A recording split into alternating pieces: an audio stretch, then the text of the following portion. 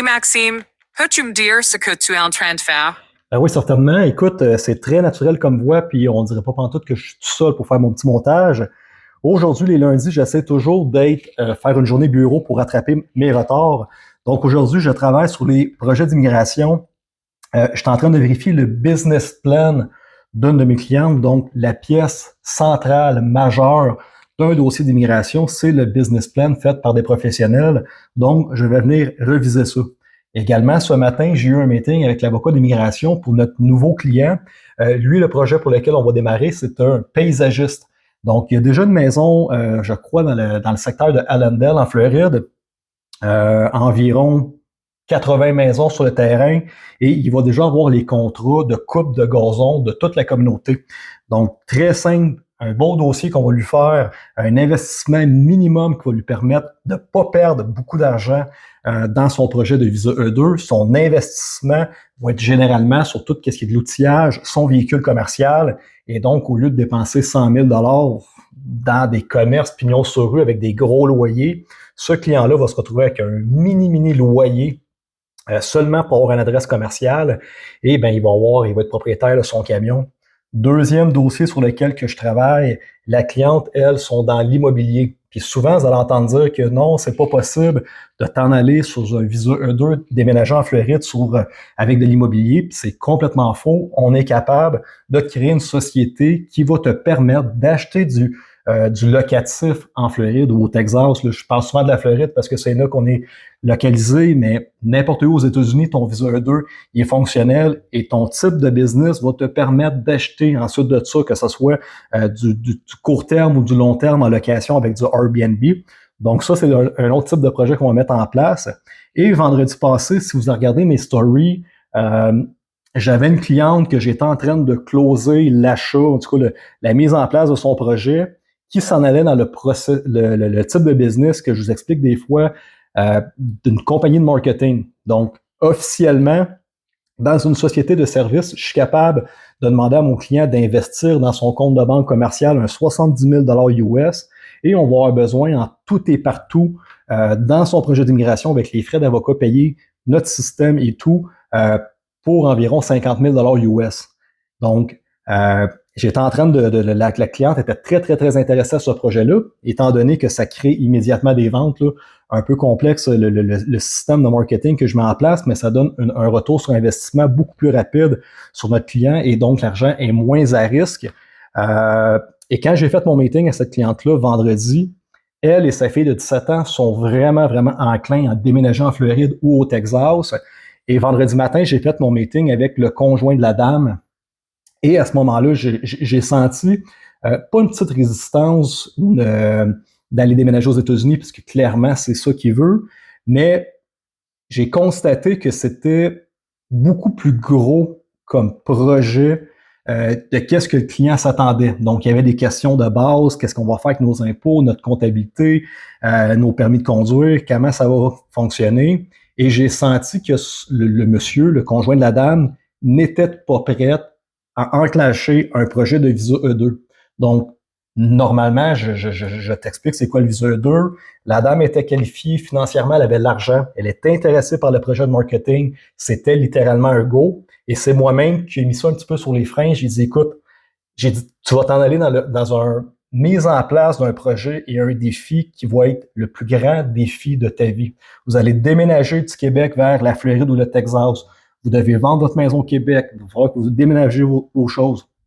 Il va falloir que vous réinscrivez votre fille au cégep ou à l'université ou toutes ces choses-là. J'ai l'impression que monsieur n'est pas encore prêt à faire toutes ces démarches-là parce qu'il va y avoir plein de difficultés durant la prochaine année. Il va y avoir des défis, il va y avoir des problèmes techniques à gauche et à droite. Ce n'est pas facile, ce processus-là.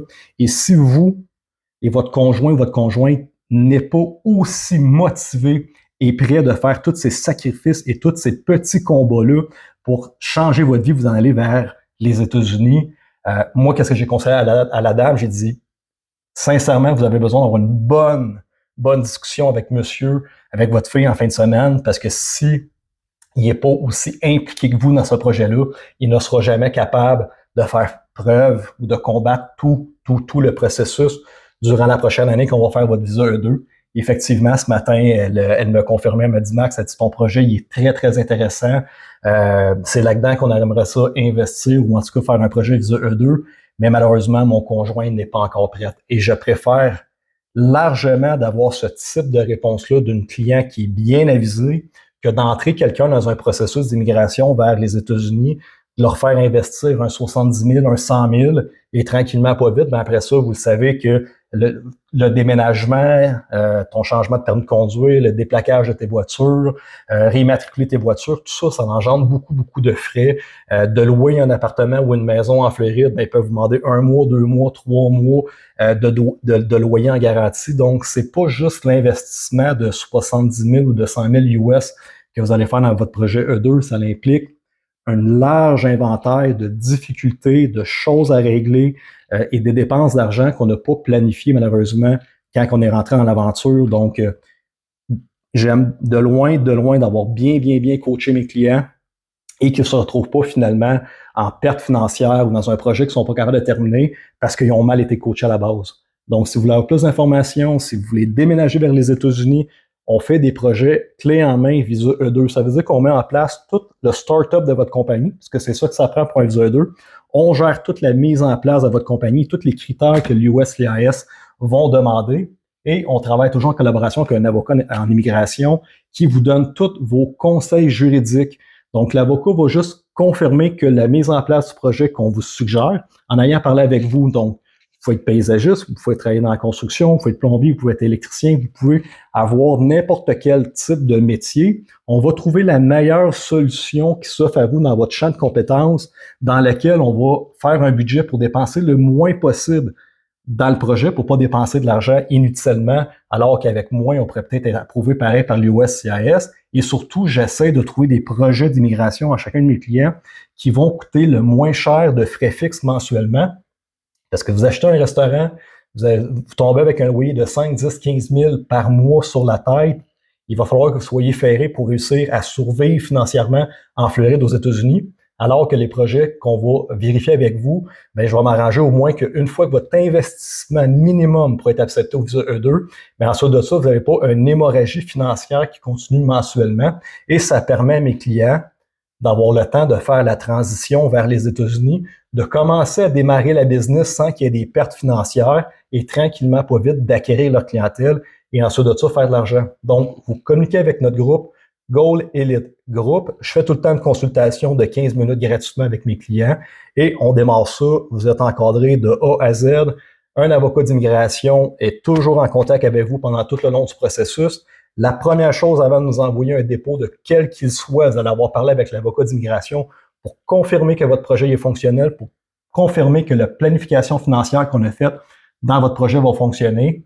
Et ensuite de ça, ben, on démarre ça, vous regardez le bateau aller et de 6 à 8 mois environ, à partir du moment qu'on prend votre processus d'immigration, vous pouvez espérer, tout dépendant le type ou la nature du projet, avoir votre entrevue au consulat de Toronto entre 6 et 8 mois après avoir démarré notre projet. Donc, merci, bonne journée.